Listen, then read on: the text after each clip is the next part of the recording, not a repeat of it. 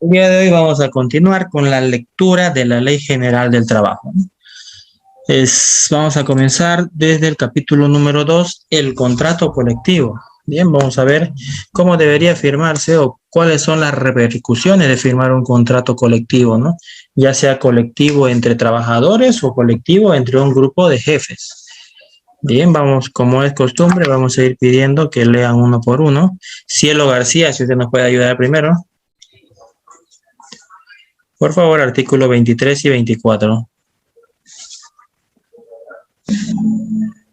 El contrato colectivo no solo obliga a quienes lo han celebrado, sino a los obreros que después se adhieran a él por escrito, y a quienes posteriormente ingresen al sindicato contratante. Artículo 24. En el contrato colectivo se indicará las profesiones, oficios o especialidades, la fecha en el que el contrato entrará en vigor, su duración y las condiciones de prórroga, rescisión y terminación. Perfecto, muchas gracias. Bien, entonces en cuanto al contrato colectivo, ¿no? Vimos ya anteriormente que el contrato se puede celebrar entre una persona y en sí, entre dos personas particulares, ¿no?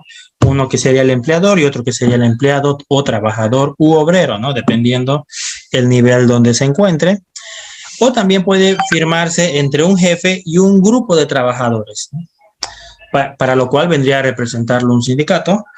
O también puede firmarse entre un trabajador solito y un grupo de jefes, ¿no? O un grupo de empresas.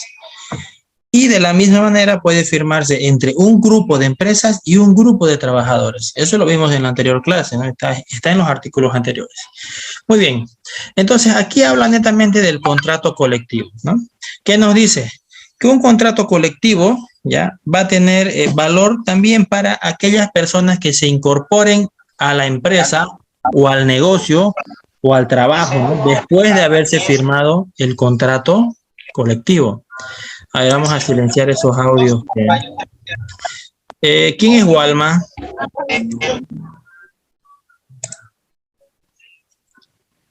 ¿Quién está con nombre de Walma? Pasa que si es que hay personas extrañas, tenemos que eliminarlas sí o sí.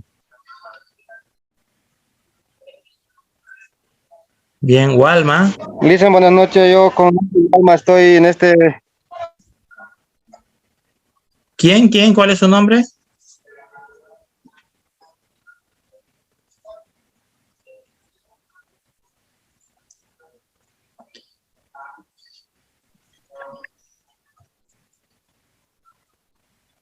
¿Qué pasó?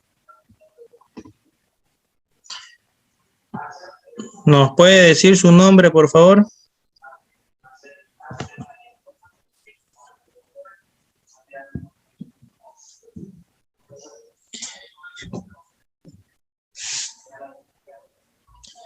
Bueno, lo siento por...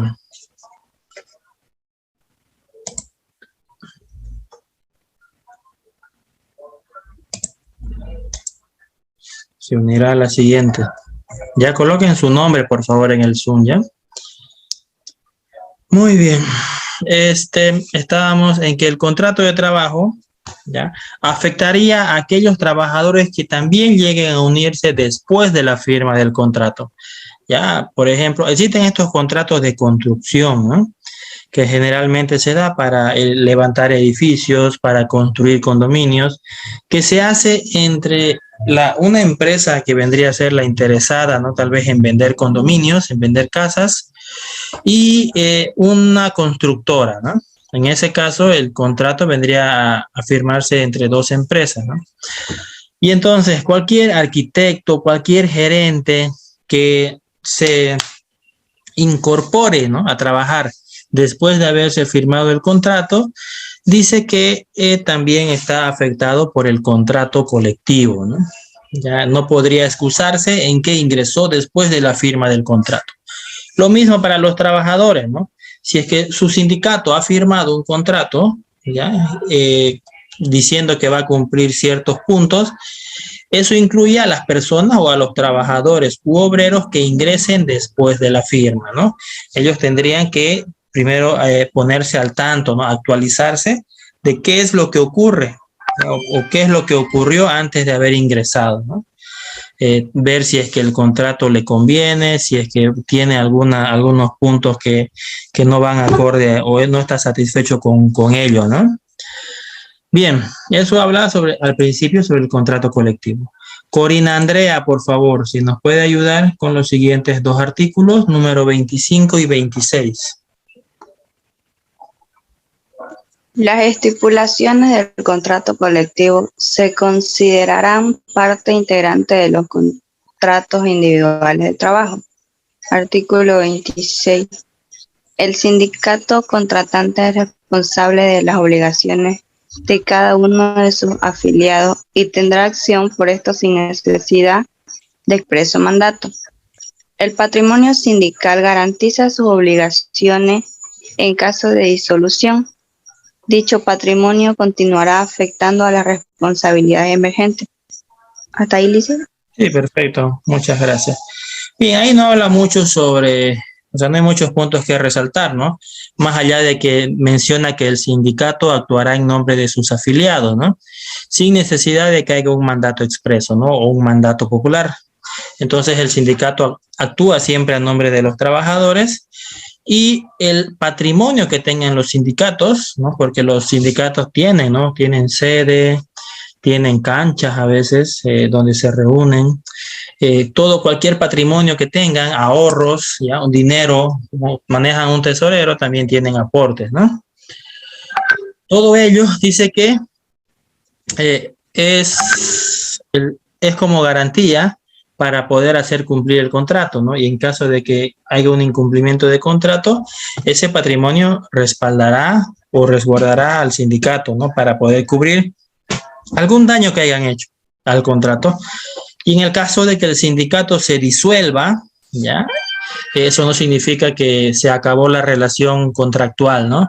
Sino que el patrimonio del mismo sindicato, aunque se haya disuelto, también será para responder a las obligaciones del contrato que han firmado. Perfecto, vamos con el artículo, esto creo que es corto, artículo 27. Vamos a pedir a, por favor, Eva Alejandro que nos ayude con el 27. Artículo 27. El patrono que emplee trabajadores afiliados a asociaciones de trabajadores estará obligado a celebrar con ellas contratos colectivos de trabajo cuando los soliciten. Muy bien, ya eso para terminar este capítulo 2 respecto al contrato colectivo, ¿bien? Ahora entremos al capítulo 3. Aquí vamos a hablar del contrato de aprendizaje. Ese contrato que mencionábamos en la unidad número 1, ¿no? Que era un poco injusto para los pasantes, ¿no? Los trabajadores que quieren empezar. Heidi Juandela, por favor, ayúdenos con el 28. A ver, un momentito, vamos a empezar. Estos son solamente 3 artículos. Ya. El 28, por favor. Capítulo 3 del contrato de aprendizaje, artículo 28. El contrato de aprendizaje es aquel en virtud del cual el patrono se obliga a enseñar prácticamente por sí o por otro un oficio o industria, utilizando el trabajo del que aprende con o sin retribución y por tiempo fijo que no podrán exceder de 2 años. Se comprende el aprendizaje del comercio y de las faenas que utilicen motores mecánicos. Muy bien, muchas gracias. Entonces aquí hablamos sobre el contrato del aprendizaje, ¿no? De una persona que desea incorporarse a alguna empresa, pero no directamente como parte de la planilla de trabajo, ¿no? O no vendría a ser directamente un trabajador, sino que vendría a ser como un pasante, ¿no? Alguien que aprende. Entonces, ¿qué nos dice aquí? Que el contrato de trabajo ya estará firmado entre el patrono y el empleado, ¿no? Entonces, aquí dice que el patrono se obliga a enseñar, ¿no? Prácticamente un oficio o industria. Bien. Entonces, este contrato de trabajo no puede exceder de 2 años. ¿Cuál es una característica del contrato de aprendizaje?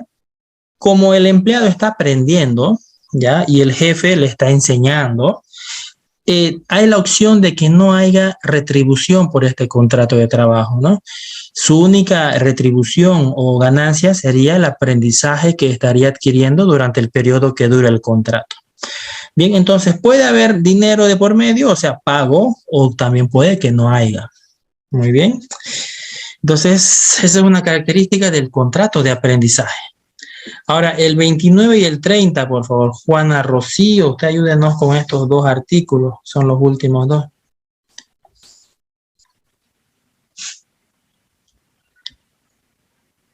Buenas noches, Licen. Bueno, El 29 y 30, Licen. ¿sí? El contrato de aprendizaje se celebra por escrito. En él solo se presume la mutua presentación de servicios, la remuneración y demás modalidades, del contrato se estipularán expresamente. Artículo 30. El patrono estará obligado a conceder al aprendiz las horas necesarias para su concurrencia a la escuela, en caso de accidente o enfermedad del aprendiz, para aviso de sus representantes legales, sin perjuicio de prestarles las primeras atenciones médicas. Eso lo hice. Perfecto, muchas gracias. ¿Cuánto va a echar? ¿Ya lo apagó su audio? ¿Se lo apago? Lo apago, ¿no? Muy bien.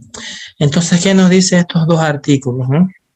Bueno, que ya el contrato debe ser celebrado por escrito. Eso es un poco redundante, ¿no? Pero en el 30 sí. En el 30 sí habla de unas obligaciones que tiene el patrono.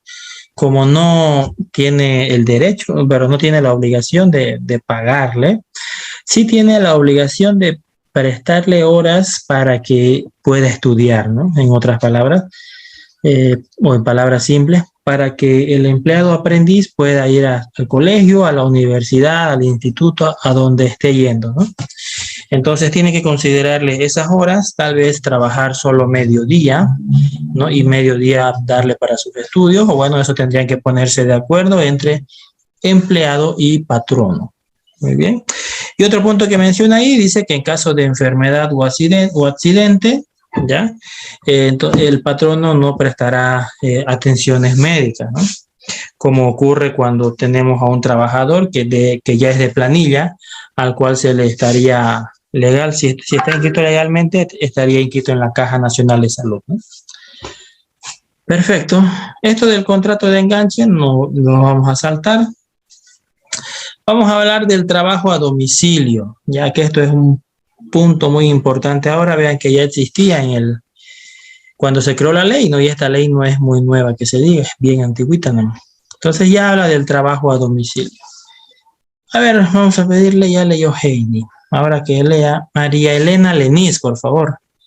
Artículo 32.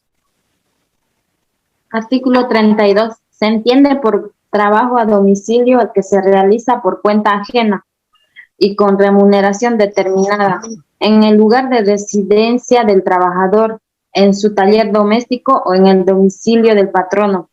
Se encuentran comprendidos dentro de esta definición: 1, los que trabajan aisladamente o formando taller de familia en su domicilio, a destajo por cuenta de un patrono, taller de familia en el formado por parientes del jefe de la misma que habitualmente viven en él.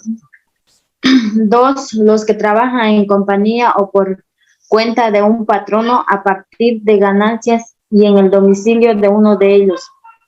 Y 3, los que trabajan a jornal, tarea o destajo en el domicilio de un patrono. No se considera trabajo a domicilio el que se realiza directamente para el público.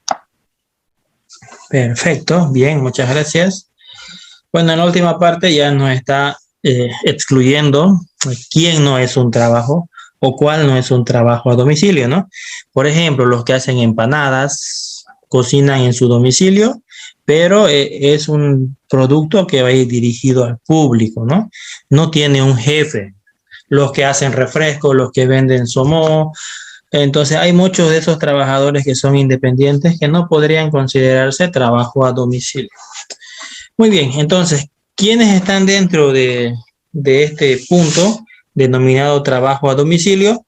Aquellas personas que trabajan ya sea en su propio domicilio o en un lugar diferente, puede ser en la casa de su mismo patrón o en alguna oficina que está alejada de la empresa del mismo patrón, pero trabajan exclusivamente para una persona, ¿no? Trabajan ya sea por un sueldo o por ganancias porcentuales, ¿no? Entonces, ellos están considerados dentro del trabajo a domicilio. Por ejemplo, existen muchas tiendas de ropa que tienen costureras que trabajan en sus mismos domicilios, ¿no? Entonces, lo que ellos hacen es simplemente le dicen, bueno, que es en su casa, le voy a llevar las máquinas, le voy a llevar toda la tela, los hilos, botones. Lo que la empresa quiere ahí es ahorrarse espacio, ¿no? Entonces ya no tendría que contratar tal vez una oficina o un cuartito para que costure la señora, sino que directamente ella trabaja en su casa, ¿no? O sea, tiene esa comodidad. Ganan las dos partes, ¿no? La primera porque no tiene que salir de su domicilio y la empresa también gana porque, como dijimos, no tiene gastos de alquiler o gastos de un tallercito, ¿no? Bien, entonces ellos están considerados dentro del trabajo a domicilio y como ellos hay muchos ejemplos más, ¿no? Bien, vámonos al artículo 33. 33 y 34, por favor. Sonia Chapi, usted nos puede ayudar con esos dos artículos. Buenas noches, licenciado. Artículo 33. Todo patrono comprendido en este capítulo se inscribirá en la inspección del trabajo, comunicando la nómina de los trabajadores que ocupan. Llevará un registro especial de los trabajadores que encomiende y dará constancia al trabajador de los que reciba. Artículo 34. Las retribuciones serán canceladas por entrega de labor o por periodos de tiempo no mayores de una semana. Muchas gracias. Bien, entonces, en el artículo 33 nos menciona que el patrono tiene la obligación.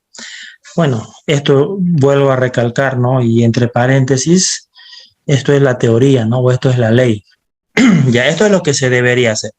El patrono debería inscribir a sus trabajadores en el Ministerio de Trabajo, ¿no?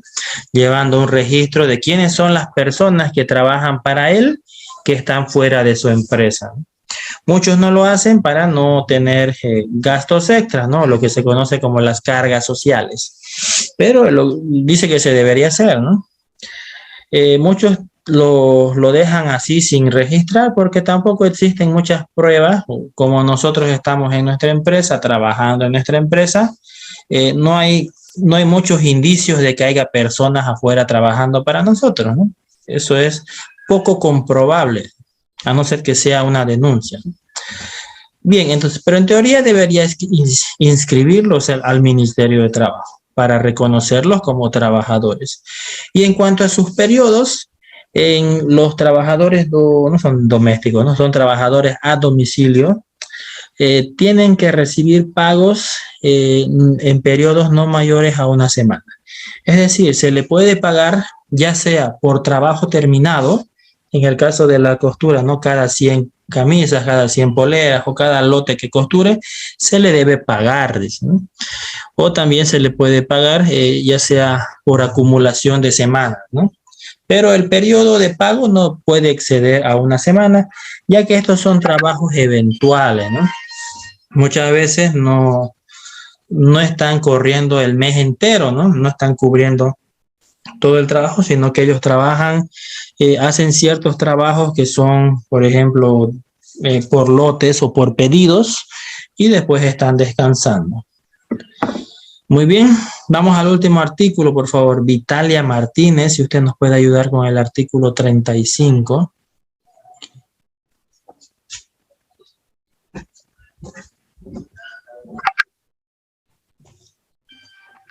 35. No hay Vitalia. Entonces, Rosy, por favor, ayúdenos con el 35. Cuando el trabajador entregue obras defectuosas o deteriore los materiales que le fueron confiados, podrá el patrono, con autorización de la Inspección del Trabajo, retener hasta la quinta parte de los pagos semanales hasta el pago de la indemnización. Muy bien.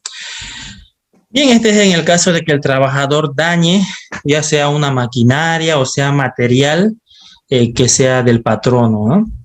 No, obviamente no lo va a dañar intencionalmente, porque daño intencional genera un despido inmediato, es lo que dice la ley en los artículos anteriores, ¿no?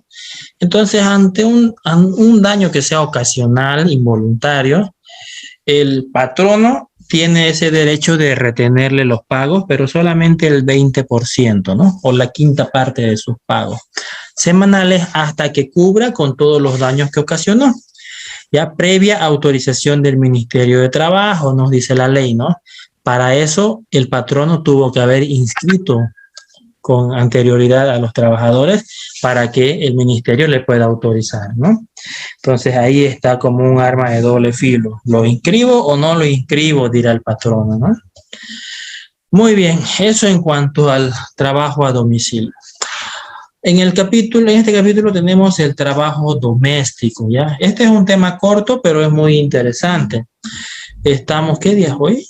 La anterior semana, por ejemplo, han defendido los de tercer año, ya para graduarse del instituto, y hubo una persona que hizo un trabajo o un proyecto del trabajo doméstico, ya de cómo el trabajo doméstico, en sí su trabajo fue sobre un proyecto de modificación, ya a la Ley General del Trabajo con respecto al trabajo doméstico, ¿no?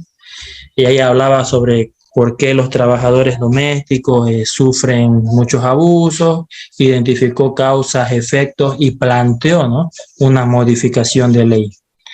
Es lo que se llama reglamentaciones de ley, ¿no? Porque ustedes conocerán que esta es la ley, pero a esta ley se le puede aumentar reglamentaciones, ¿no?, que sean más específicos en cuanto a los artículos. Muy bien, nos quedan 4 minutos, aprovechémoslos. ¿Quién no ha leído? Miriam Chambi, por favor, ayúdenos con el 36.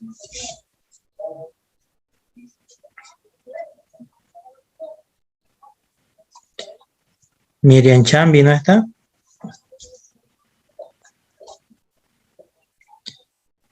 Melissa Zabalaga, entonces. Buenas noches. ¿Qué artículo me dice? 36, por favor, y su micrófono, conéctelo un poquito más. Artículo 36. El trabajo doméstico es el que se presta en forma continua y a un solo patrono, en menesteres propios de servicio de un hogar.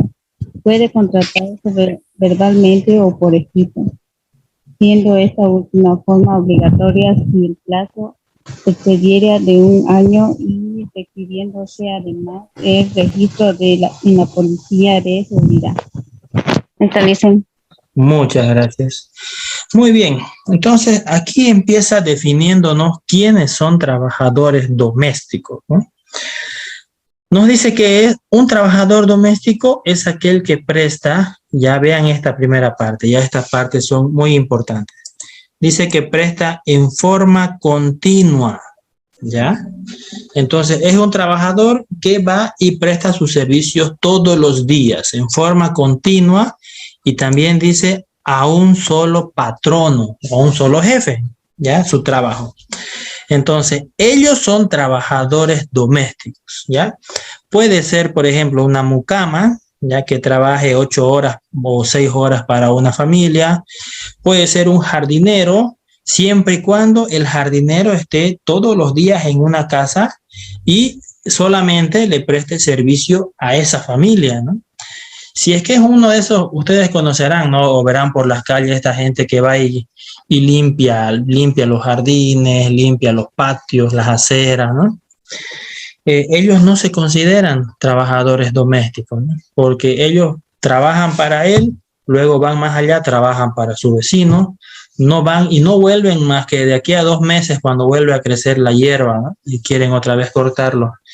Entonces no cumple con ninguna de las condiciones porque no presta un servicio continuo y tampoco es a un solo patrón. Bien. Muy bien, ¿qué más nos dice? Que el contrato de trabajo debería celebrarse, puede celebrarse verbal o por escrito, ¿no? Ya hemos recomendado que siempre sea por escrito para poder tener constancia, ¿no? En caso de que haya algún problema en el Ministerio de Trabajo, pero también puede ser un contrato verbal. En el caso del que el contrato sea solo verbal, es siempre recomendable hacer algunas notas de los pagos que se les hacen, ¿no? Para tener constancia de cuánto gana realmente. Muy bien, ahora en el caso de que nuestro trabajador doméstico tenga más o tengamos planeado tenerlo más de 1 año, entonces el contrato debe ser siempre por escrito, ¿ya? Y debe inscribirse el contrato en la Policía Nacional. A ver esos audios, aquí vamos a apagárselos. Ya lo apagaron. Muy bien. Entonces el Zoom se nos está cortando, ya nos quedan unos cuantos segundos. Les envío el Zoom enseguida, el link, perdón, enseguida para que volvamos a conectarnos, ¿bien? Nos vemos entonces en 1 o 2 minutos.